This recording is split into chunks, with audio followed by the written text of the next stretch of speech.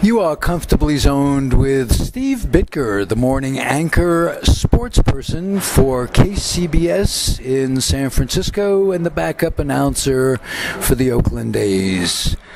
Steve, welcome to the show. Thanks, Zig. Always good to be here with you.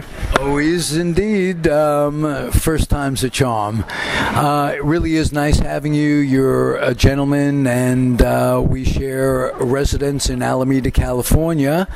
There is a tremendous baseball history in Alameda, California, and let's start off talking about that. We're blessed to both have lived here.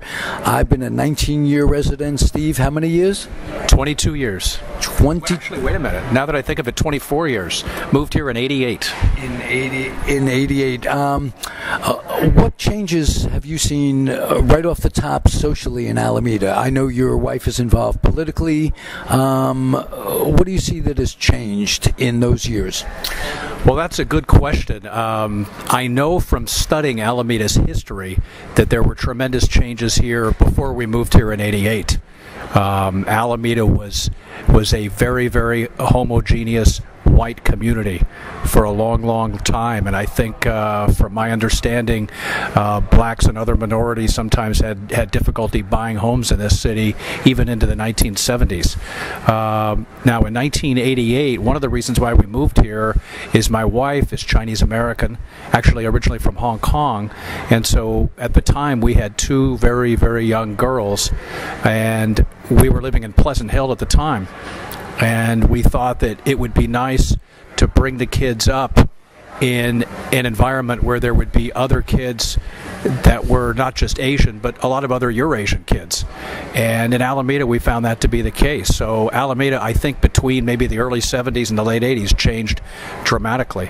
And so this is what attracted us to Alameda, in addition to the fact that it was a much easier commute to San Francisco, where I worked. So that's why we moved. Now, since the late 80s changes in Alameda, it's a good question. But I do remember that when my older daughter was in grade school at Bay Farm School in Alameda, we had a Filipina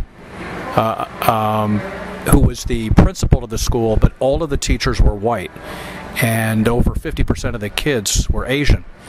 And so there was a group that was founded in the city of Alameda called the Organization of Alameda Asians, OAA. And one of the first things that they got involved with politically at Alameda was to try to get Asian representation on the teaching staff at Bay Farm School. Because our feeling was, Allison, my wife and I were involved in that, and our feeling was that in a school that is better than 50% Asian, it would be nice if those kids could look at least one teacher on the staff that was also Asian as well. So we didn't want any knee-jerk reaction hiring somebody that wasn't qualified. We didn't want somebody who was fired who was doing a good job, but we felt that when there was an opening, there was not a concerted effort to try to find minority teachers. And particularly because of the racial and the ethnic makeup at that school, we wanted to see a proactive effort toward finding qualified Asian teachers. And I remember when we first moved to Alameda, we got involved in that right off the bat, and now I don't think that's a problem at any of the schools in Alameda. So that's obviously one change, and then the other change is just the development of downtown Alameda, with the theater and a lot of good restaurants in the area, and it's nice to see, and trees. And even though trees have, but they'll be replaced, or they already have been replaced, I'm sure. So, I mean, generally speaking, most, if not all, of the changes in Alameda, I'm glad to see them. I think it's a vibrant community. It's a multi-ethnic community, and it's got its own identity as a little town, and I like all of that. Yeah. Is there anything you would have liked to seen done differently? Anything you're asking good questions. Anything that here again, it's my own selfish self-interests, but both of my daughters played soccer in Alameda, and the lack of sports fields for Alameda high schools is really embarrassing. in a community the size that we have. Because if you look at communities from Castro Valley to Oakland to Hercules to Berkeley, all of these communities have great turf sports fields that are state-of-the-art and are all-weather, meaning you can play on them 12 months a year. And we not only don't have any of those here, but the fields that the kids have to play on at Alameda and Encinal high schools for soccer season are beat up before soccer season ever starts, because the football teams play on those fields. And then soccer teams play on them in the winter, and it's just been really hard to get anything built in Alameda for a variety of reasons. So I'd like to see that. Let's see. I'm glad Trader Joe's finally moved to Alameda. I was a big proponent of that. I'd like to see Amici's Pizza come to Alameda. As I see it, we both raise kids here. There are maybe 7 recruiting stations here in Alameda, and I don't think that sets a very good tone, because there are no medical marijuana facilities available, and I think that would be a boon tax-wise to the community. And you can join any branch of the service and send your kid anywhere you want to send them, and that's one of the things that really disturbs me. If I can get an impromptu comment about that. Well, that's an interesting point. I had no idea there were 7 military recruiting stations in this community. Well, you got the Air Force, the Army, Marines, and the Coast Guards in 2 or 3 different locations, so that it's pretty easy to find a guy in uniform where there are no representatives for Veterans for Peace, which I am a veteran for peace and what have you. And I think it's an overall mindset that Alameda is a military town, and I wonder if you find that to be that way, or have I just gone over the edge for this fabled peace thing, this fantasy of war not being in our future type thing? Well, I don't think you're wrong in the slightest about that. Obviously Alameda has a military history here, so it's what you talk of today is naturally a remnant or an outgrowth of that. Right. And is there enough of an active peace community in Alameda? Maybe not. So it's very legit on your part. All right, let's lighten it up, and I'll ask you an easy question that you'll enjoy answering a lot more, and that's the history of Alameda baseball. When I was a kid, Bill Rigney was a utility infielder for the New York Giants, and he was the last manager in New York, and when they moved in 1958, you chronicalized this in your wonderful book, The Original San Francisco Giants. He was the first manager the Giants ever had, and he was an Alamedan back in the times when a whole bunch of players came out of the city. Andy Carey came out of the city. I think at the time he played ball here, he was named Andy Hexum, if I'm not mistaken, and he changed his name to Carey, who was his stepdad, but he was a Yankee ball player in the 50s when I was growing up, and he was came up at a time when the Yankees were in the midst of a dynasty, but the Giants weren't. In 1951, Bill Rigney was a utility infielder with the Giants, and that was the year the shot heard round the world. He has a big history back there and big history here. Tell me, from your experience of having met him and written the book that is the most interesting chronicle of a sports team for a single year. That is a tremendous book, Steve.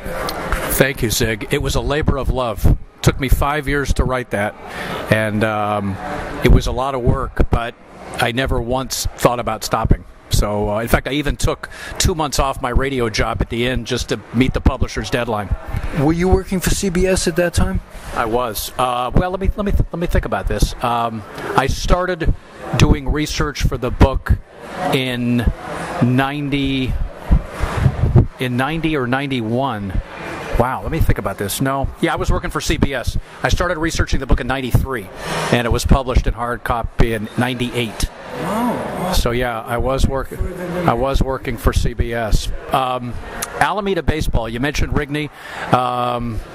Great man. You mentioned Andy Carey, who passed away not too long ago. You didn't know that? Yeah. I'd say within the last 2 months. Yeah. Chris Spire, of course, the rookie shortstop on their division-winning team in 1971. Also from Alameda, Willie Stargell, the Hall of Famer from the Pirates. Tommy Harper, another one who was a great ball player, a fantastic base stealer. And got a very raw deal with the Boston Red Sox in those days. They were a racist town, and talking about bad deals, we were talking about McClymonds off the air earlier. Bill Russell went there, and what he had to go through in Boston was absolutely horrible. Yeah. Boston's history in terms of race in sports is not a proud one. In fact, the Red Sox, the last team to integrate with Elijah Pumpsie Green from Berkeley, and that was in 1959. And they passed up a lot of very, very talented black ball players throughout the late 40s and into the 50s. Kurt Moton, who played with the Baltimore Orioles, also went to Encinal High School, and also from Alameda. But Bill Rigney, more than one individual told me that I could have written a book about Bill Rigney. I mean, Bill Rigney was such an incredible interview, such an incredible storyteller, that it's a shame that no one wrote a book just about Bill Rigney. And by the time I figured that out, after having spent about 3 hours with him at the Coliseum one morning, I was already working on the book that I was writing. And, he was not a well man physically by the time the book came out in 98, and passed away a few years after that. So it's a shame that a book was never written about him, but he's a fabulous storyteller, and at least for 10 or 12 pages in the book that I wrote, people can read about Bill Rigney's life and listen to some of his stories and kind of imagine him sitting there telling those stories with a smile on his face and a twinkle in his eye. He loved the game, and he loved to share stories about it. Someone I want to ask you about, when they first came out here, obviously Whitey Lockman was the first baseman, and Orlando Cepeda was really breaking through, and he earned a spot on the roster. Two things. First of all, Bill White was their first baseman, upcoming first baseman in New York. He went into the service. When he came out in 58, was he on that original team, or was he gone by then? Another good question, Zig. Okay. Whitey Lockman was the Giants' first baseman in 1957 in New York, but he lost the starting job to Orlando Cepeda, who not only made the roster, but was the opening day first baseman. On April the 15th, 1958, in the first Major League ball game ever played on the West Coast, the Giants beat the Dodgers that day 8-0. Ruben Gomez went the distance through a shutout. Gino Cimoli was the leadoff hitter for the Dodgers, a native San Franciscan, appropriately enough. Another great guy. Another great guy. Guys, talk about Hank for a second, Hank Sauer. Well, let's see. Don Drysdale, by the way, the rookie right-hander for the Dodgers, was the losing pitcher in that game. But Orlando Cepeda started that game and hit a home run that day, so he never lost that starting job the rest of the season. Now you ask about Bill White. White came back out of the service. He was in the Army, rejoined the Giants, I believe in August. If not August, it was September. Had a few at-bats in the 58 season. So he was one of the original San Francisco Giants. I've got a chapter on Bill White in that book. But because of Cepeda's immediate success at first base, White wanted to be traded so that he could go to a team and play first base. He was a decent outfielder, a better first baseman, and so he wound up being dealt to the St. Louis Cardinals, and his time in San Francisco was brief. Two things. I'm listening to you. You're an encyclopedia, as am I on some levels, but even more so. And I really have to express my shock about Andy Carey passing away. I'm a kid. I'm 10 years old, 1956, and Andy Carey is bidding for the starting job at third base, and the Yankees end up getting Clete Boyer, who ends up wearing the number 6 that Andy Carey wore for a while, that Mickey Mantle wore before being number 7, and he later went to the Dodgers, did Andy Carey, and I am really shocked and saddened by his passing, so that if there's anyone, family or friends that are out there and listening, rest in peace, Andy Carey. There you go. And I had no idea that Bill White did indeed play for them a little bit in '58, and an incredibly articulate man who suffered the time that he came up, as with people like Frank Robinson and Pinson and all these people we mentioned, suffered more indignity than did Jackie Robinson in his entrance into the major leagues, because those players had to go through the Southern minor league system along the way. You want to comment something on that? Well, your point is absolutely well taken. Jackie Robinson, the only minor league team he played with was in Montreal. Exactly. In fact, Jackie didn't taste the kind of racism that we've all read about that he experienced as a major league ball player until he came to the United States to play in the major leagues. Yeah. He didn't experience any of it in Montreal. Oh yeah. And just throughout the major leagues, on teams everywhere, there were a smattering of white players that did not accept him. Similarly, just as a brief tangent here, Wilt Chamberlain, the 50-year anniversary of his 100-point game was March the 2nd or 3rd, just very, very recently in Hershey, Pennsylvania. And Wilt told a great story about the tail end of that game when he had over 90 points. He asked, first of all, two things. One, Al Attles says that Wilt tried to come out of the game. They had the game in hand. He figured there's no need to stay in, but the coach, Frank McGuire, and Wilt's teammates were trying to get him the ball so that he could get the 100 points. Well, once Wilt accepted the fact that he was going to stay in until he got 100, he asked McGuire to substitute in a white backup center who hardly ever played, because Wilt was always playing. But Wilt, I forget the guy's name, but Wilt had developed a nice friendship with him, and Wilt trusted him, and that kid, that backup center, made the pass to Wilt that led to the dunk that got him 100 points. So he had you, Zig, the man of the hour right here. I should interview you. Yeah, he's the one that got the assist, and he got into the game because Wilt asked to have him put in because he was one of Wilt's buddies, because there were a handful of players on that team that didn't want Wilt to get 100. Whoa, that didn't want Wilt to get. I didn't know that. I do know that Joe Rucklick, because we didn't talk about this before. Philadelphia Warrior. They were the Philadelphia Warriors back then. That was the last year in Philly. Their last year in Philly, and I used to go to summer camp in the Poconos with folks that were the equipment manager, the ball boy that took a guy named Jeff Millman, who still works for the Sixers, who took the ball that he scored the point and painted the 100 on it. A guy named Larry Jacobs was their equipment manager at that time.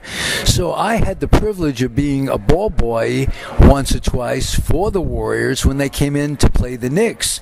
And Rucklick would tell the story. He would never get in. Chamberlain averaged 48 and a half minutes a game. He would never come out and never fouled out of a basketball game. Never. And side light to the story, the people guarding him that night on the Knicks, Darryl Imhoff, out here from Cal and what have you. So We got a lot to talk about sports-wise, don't we, Steve? You'll keep coming back and being a friend of the show? Well, the funny thing about it is the Warriors' next game after Wilt's 100 was at the Garden in New York. And when Darrell Imhoff fouled out late in the fourth quarter, he got a standing ovation from the fans because he held Wilt to 58. And that season, Wilt averaged 50.4 points a game. Yeah. 50.5 points a game. 25 rebounds. Needless to say, we'll never see it again. Another thing we'll never see again is Oscar averaging a triple-double along those lines. This is tremendous for me. I want to ask you one question about a 1958 guy who I identify with very much because I'm a motorhome and a camper van guy. And Daddy Wags ended up his all too short life voluntarily living in motorhomes and camper, choosing the lifestyles of going to Y's and 24-hour fitnesses and being nomadic like the Zigzag Man, the man I love. So tell me a little bit about one of my favorite players, because I liked the Angels in those days, and Eli Gerber was my man. I got to meet him, and he won the first game ever for the Los Angeles Angels. Tell me about Daddy Wags and any of those Los Angeles Angels from back then. Well, the manager of the Los Angeles Angels was Bill Wrigley, of course. And Bill was very fond of Daddy Wags, Leon Wagner, and so he made sure that the Angels picked up Wagner, who had big seasons in L.A. with the Angels and then later in Cleveland with the Indians. Daddy Wags was a very stylish ball player. He dressed extremely well.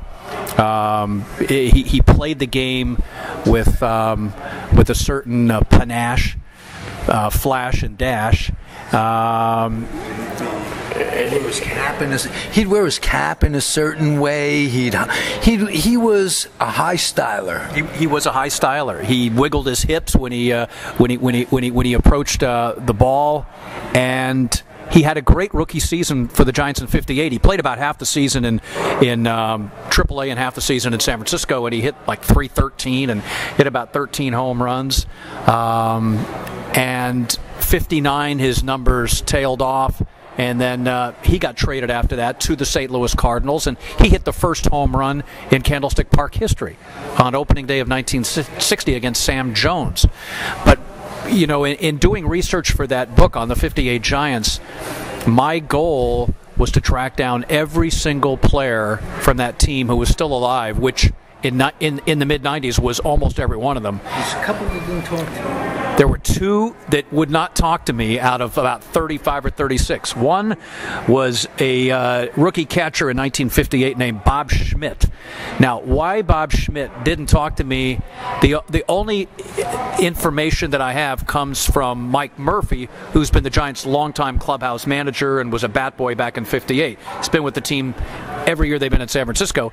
And Murph said that whenever they go on the road, if there are any former Giants in those communities, they always make an active effort to invite them out to the ballpark. So the Giants had a rookie pitcher in 1958 who pitched a little in '58 and '59, a little bit in '60 and '61 with the White Sox. That was about it. His name was Joe Shipley. Now Joe Shipley was not a great. He was not much of a major league pitcher, but he had a great personality. Was a great character, and has lived in St. Louis for many years. And when the Giants go to St. Louis, Shipley always comes out, and the Giants treat him. They get him tickets, and he comes out to the game with his family. Well, Schmidt also lives in St. Louis. I'm assuming Schmidt is still alive. I'm not sure, but he was back when I was researching the book. And Shipley would always try to get Schmidt to come out to the game. Schmidt never wanted to come out. He was kind of socially reclusive, and every time I called his house, I actually think that I talked to him a number of times, but the guy that I talked to always said he was Schmidt's brother. And he said he doesn't want to talk. So I didn't press it any further. I didn't lose any sleep over it because Schmidt really only had, one season with the Giants and didn't have a big major league career. But the guy that really troubled me that I never interviewed was Andre Rogers. the cricket player, Andre Rogers, the native of the Bahamas, the first Bahamian to ever play in the major leagues. Andre Rogers, who never played baseball as a kid, he played cricket and he played softball. And he was 6'3", weighed about 190 pounds, was all muscle, fabulous athlete. And he Rigney's guy. He was not Rigney's guy. He was Stoneham's guy. He was Stoneham's guy. But the great story about Andre Rogers was he had an uncle who had some connections with baseball. I would actually have to go back and read my own book to remember what the connections are. And the uncle contacted the New York Giants and said, I've got this nephew that's an incredible athlete, and I'd love to arrange for him to have a tryout with the Giants in spring training in Florida. So the Giants thought that this was a very unusual request, but they were kind of intrigued. So they got a hold of the uncle and they said, if Andre can pay his own way to spring training, we will take a look at him. And so the uncle basically funded the trip. And Andre, who was 18 and had never been, as far as I know, never been off the Bahamas, had never been to the States, and here he is in Florida, of all places, the Deep South, and he's at spring training, and he impresses enough to be signed to a contract. And at almost every level of the minor leagues, he hits over 300 with power, wins the Coast League batting title in I think in his last season before playing in the majors. He hit well over 300 in AAA in 58 because he didn't play that long with the Giants in San Francisco that season. But well, I get to that in a second, but Andre Rogers was regarded by many Giants fans in the 50s and 60s as something of a failure because he was big, he was strong, and Horace Stoneham envisioned him as being another Ernie Banks at shortstop, a big, strong hitter. And you know, he had a couple of decent seasons, but overall he was probably about a 245, 250 career hitter. But in my opinion, the fact that this guy who never played baseball as a kid played softball and cricket, the fact that he lasted 11 years in the major leagues, to me makes it an incredible success story. Now, I was trying to track him down. I went to St. Croix to interview Valmy Thomas, who was their catcher, rookie catcher. He was their opening day catcher in '58. I interviewed Ruben Gomez in San Juan, Puerto Rico. I interviewed Felipe Alou, Dominican Republic. But I couldn't track down Andre Rogers while I was over there, so I continued to try to track him down when I went back to the Bay Area, and I ended up finding a female friend of his. Lord knows how I found her, but she worked for Bahamian tourism. And I talked to her on the phone a couple of times. Very nice woman. She said she would try to talk him into talking to me. She said he didn't want to do it. She tried. She was frustrated. She said, you know, he's kind of unhappy because his wife left him after so many years of marriage, and he was kind of down. And then I ended up going through one of his nephews. And the nephew thought that he could arrange an interview with Andre, and he finally said he just doesn't want to talk. It was very, very frustrating. And then Andre died of cancer, I'm going to say about 6-7 years ago. And in reading articles about him, because he was a legend in the Bahamas, reading articles about him, I found that he had 2 daughters that were also at the funeral services, and one of them spoke. And the article mentioned that she worked for a public television station in Washington, D.C. So I contacted her. Even though it was too late to interview Andre, I had some desire to connect with his daughter. And she and I have been friends ever since. She's come out to the Bay Area. I've met her. I've met her husband. She's writing a story about her dad, like a children's book about her father. The primary baseball stadium in Nassau is named Andre Rogers Stadium. And she's putting together a public television documentary about her dad. And it's just a really, really neat thing. Nice. Bill Rigney wanted Eddie Brassu or Darrell Spencer at shortstop. Horace Stoneham wanted Andre Rogers, and it was an issue for Bill. But Bill Rigney was such a sweet, amazing guy that in the interview that I had with him, he even acknowledged, he said, maybe I didn't give Andre enough of a chance. Maybe I should have stuck with him a little bit longer. But he said at the time, we're trying to win, and I felt that Spencer was a better offensive player, and I felt that Brassou was a better defensive player, and maybe I didn't stick with him as long as I should have. He didn't have to say that, but he did. Yeah. That's copping to a lot of stuff right there for him. That was really nice. Yeah. What would have you said differently in your book? What are you sorry you said in a certain way once it came to, because anything anybody produces is not perfect. And what do you wish, if there's one sentence you might have put in the book or one reflection, why don't you mull on that and give me an answer?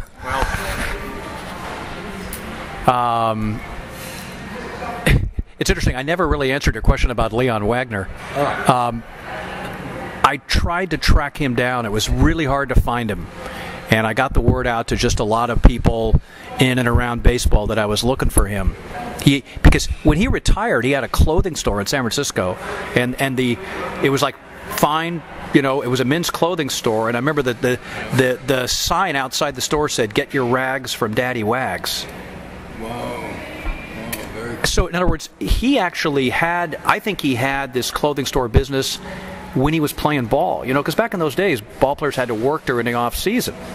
But Wagner, in fact, Bob Speak, who was a reserve first baseman outfielder for the Giants, he retired after the '59 season because he said he could make more money operating his bowling alleys than he could playing baseball. It was a different time. Right. But Daddy Wags, he sold Cadillacs, nice cars. Worked at a CAD dealer in San Francisco. He also had a clothing store. I mean, he was making really, really good money. So anyway, I finally get a phone call from somebody who says that in the Sports Collector's Digest, which I guess is a very popular magazine for people who are into collecting autographs and other baseball memorabilia, there was an ad that Leon Wagner was going to be signing autographs at a memorabilia show in Long Beach, and there was a contact name for this event. So I got a hold of the contact name, and he said he would talk to Leon and see if he could arrange an interview for me. So I'll never forget this, because I interviewed, like I say, about 36, 37 members of the Giants, and not one of them asked for money. None of them. But this guy called on behalf of Leon Wagner, and he said he'll do the interview, but he wants to be paid for it. And I said, really? I said, well, okay. I said, how much does he want to... $1? No, he wanted more than that. I said, how much does he want to get paid? And he said he wants $500 for an hour. Whoa. I know what you're thinking. You're thinking, no, bleep, yeah. So I mean, my first reaction was emphatically no, but I didn't say emphatically no because I didn't want to lose this connection. Like, to me, Wagner, whereas Bob Schmidt was not a prominent enough member of the team, Leon Wagner, I had to get him. You got Willie Kirkland. I got Willie Kirkland. Wonderful. I love Willie Kirkland. But so Leon Wagner, I ended up saying to this middleman, I said, look, how about I pay him $300 for as long as I need? And so he talked to Leon, called me back, and he said he'll do it. So I ended up meeting him at this hotel. I flew down there, went to this hotel in Long Beach, and went up to this room, and there was the guy that I was talking to, the middleman, and there was Leon Wagner. And Leon... I was like a producer, the high cheekbones. Remember Leon? Yeah. I mean, he was part Cherokee, and so it was great to see him, great to meet him. He was a sensational interview, full of great stories, but there was a sadness about it too, because as you alluded to, I mean, he was married at one time. He also had 6 or 7 kids from 6 or 7 different women, and he had stayed in touch with all of his kids, and he was involved in their lives, and he had a lot of money, and he kind of threw it all away. What did he throw it away on? I think he threw it away on drugs. And the reason that he was living on the streets or living in motorhomes for a while, he said that he said he lived the material life for way too long, and he got tired of it, and he got tired of owing people money or being responsible financially for people, and he just decided he'd had enough of it, and he wanted to live the life of a 60-year-old hippie, I think was the way he described it. And so it was kind of sad in a way, just because I thought he struck me as somebody who had a serious coke problem. That's just from how he was coming across and his facial features. But he was extremely engaging and really interesting to talk with. And I was really saddened to hear of his passing, and he was found at, like, behind a video store in some downtown part of LA. I mean, it was just really, really sad. And at the end of the interview, I thought to myself, he enjoyed this a lot, and maybe he won't ask for money. He did. Oh, he asked for money. I pulled out 3 $100 bills, and he took them.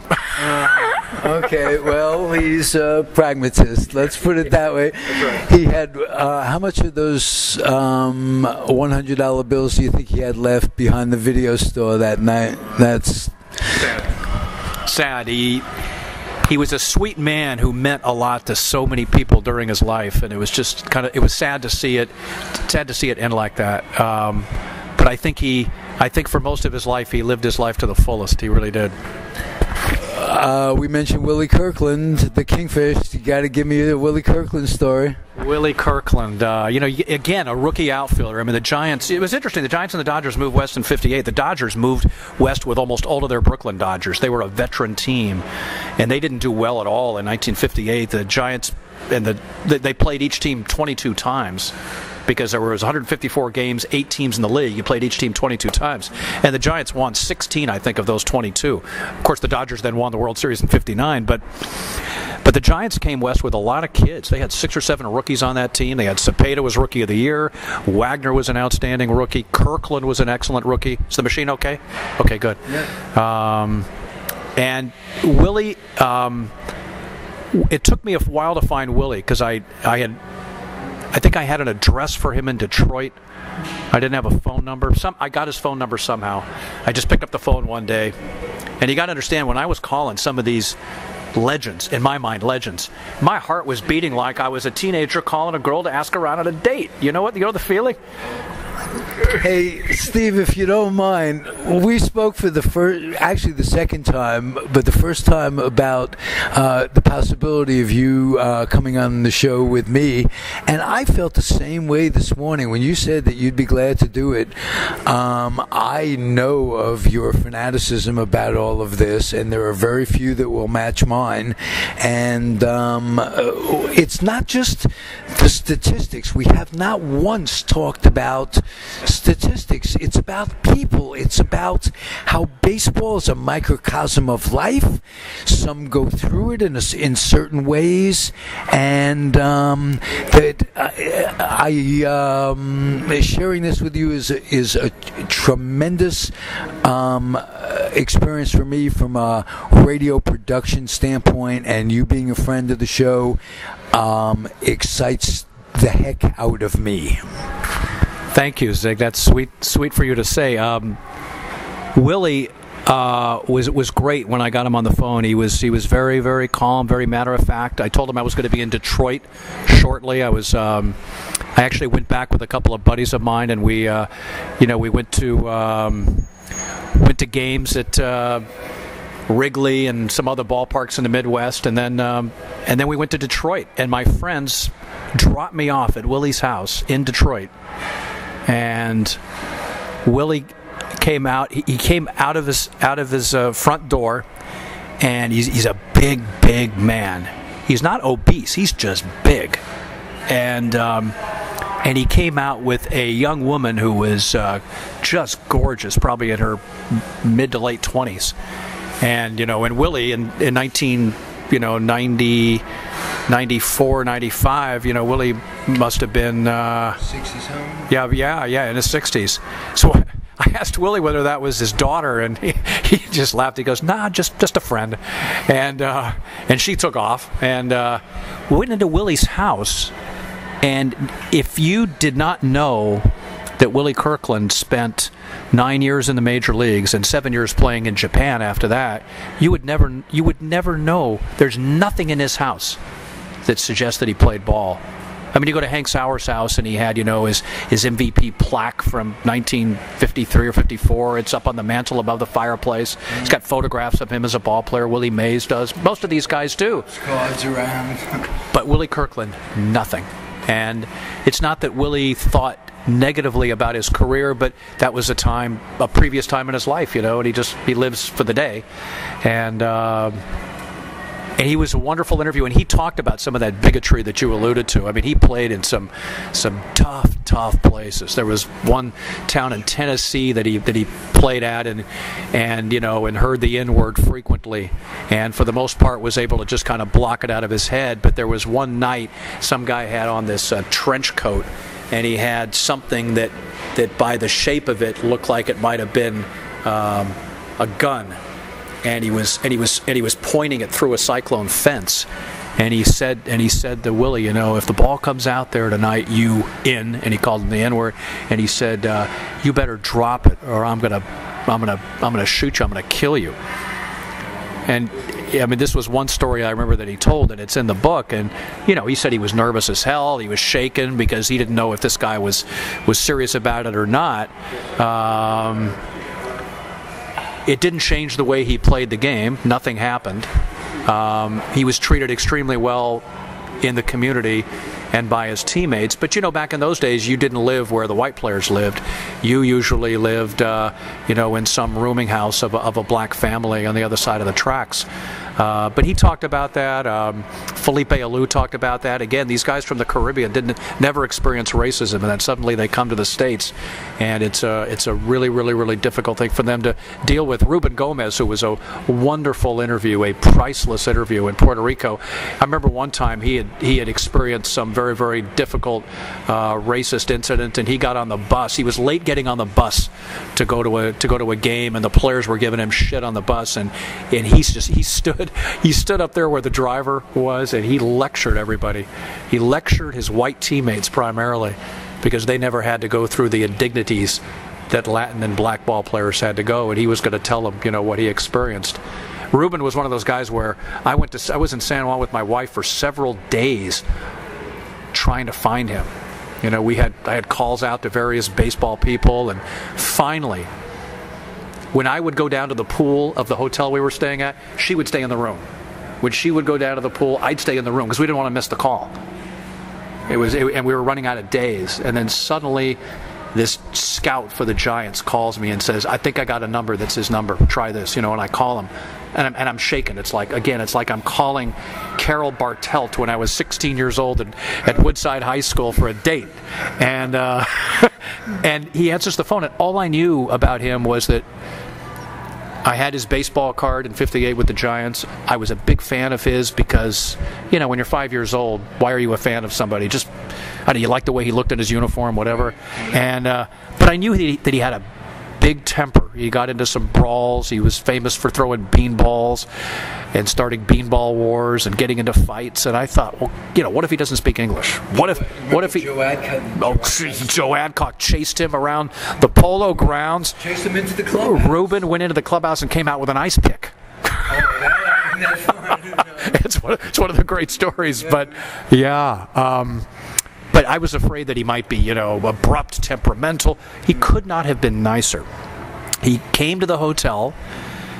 We went up to our hotel room and sat outside on the balcony overlooking the ocean. Had a fabulous interview. Took him out to breakfast afterwards. Introduced him to Peter McGowan, the Giants' new owner, who was in the Caribbean at the time, checking out their scouting and operations. And it was a thrill for Peter to meet him, because Peter grew up in New York and was a big Giants fan. And Ruben just had a million great stories. Wanted to take me out golfing. We never quite got around to that because I was busy with these interviews. But he took Alice and me to his favorite nightclub in Puerto Rico, and then drove us back to the hotel afterwards. And that was one of my number one experiences. In fact, you asked me about three guys: Ruben Gomez, Leon Wagner, Willie Kirkland. Arguably, those along with Bill Rigney were my favorite interviews of all from the book. They were just incredible. Yeah. As are you, by the way. Thank you, man. We're going to do this again really soon, I hope, and I'm very appreciative. Thanks for stopping by. Can I add one more thing? If anybody wants this book, the original San Francisco Giants, the hardcover copies are virtually all gone unless you find a used copy somewhere through eBay. But you can still go to barnesandnoble.com, amazon.com, and you can still find softcover copies. So if you're interested in baseball from the 50s and 60s and Giants history in San Francisco, you'd like it a lot, I think. And if you want all the news that's fit to hear, CBS in the morning, great sports, concise, succinct, and you're not a homer, which is unusual in these parts. Yeah, I know. I don't know what to say about that. I mean, even when I worked at KNBR, I was at KNBR for 7 years before I went to KCBS, and I still wasn't a homer then. And there's more pressure on you to be a homer when you're working at that station. In fact, I remember before the 1989 World Series, and I was in. We had extended post-game shows and pre-game shows on the air, and I was on with Ralph Barbieri. And as we looked ahead to the World Series, he predicted the Giants to win. He had no regard for the A's. He had no regard for the American League.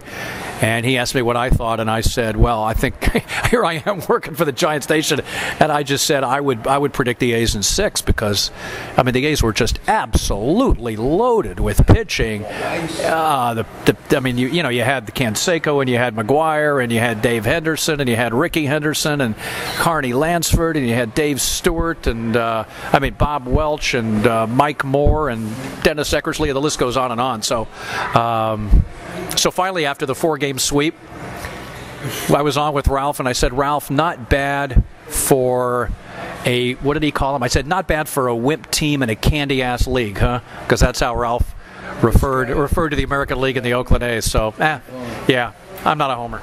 So it's 20 years later, and we still have a situation in Oakland. Do you want to, I know you don't have much time left, but quickly, do you see any hope that 5 years from now there will have been a stadium built in Oakland, and which means along the way the Giants will have had to have stood up with their territorial right insistence, and that would have come to pass? Yeah, it's possible. Back when Stephen Schott owned the A's, I remember at spring training one year, this would have been back in the probably in the 90s, he said, that territorial rights thing would never stand up in a court of law. He said if A's ownership ever wanted to challenge the Giants in court, that would just never hold up. I don't know where this thing is going to go. Obviously, everybody's been waiting for years for Bud Selig to actually make some statement of finality on the issue. And I suppose if Major League Baseball rebuffs the A's attempt to build a stadium in San Jose, then they would have to go back and look at Oakland. And recently I heard that there are 1 or 2 groups out there, prospective buyers for the A's, who would like to make it work in Oakland. So I suppose it's possible. Anything's possible.